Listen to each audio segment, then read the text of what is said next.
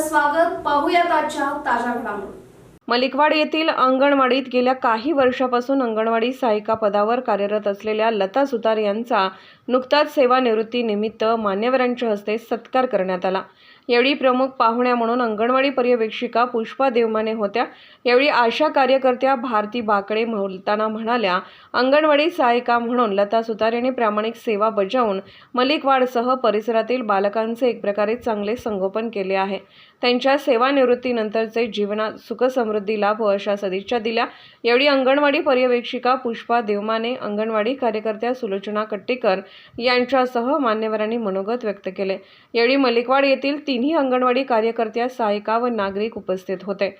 SB न्यूजसाठी अण्णासाहेब केरुरे. राजकीय, सामाजिक, आर्थिक असा सर्व घडामोडींचा आढावा पाहायला विसरू नका SB न्यूज चॅनल आणि नक्कीच सबस्क्राईब करा.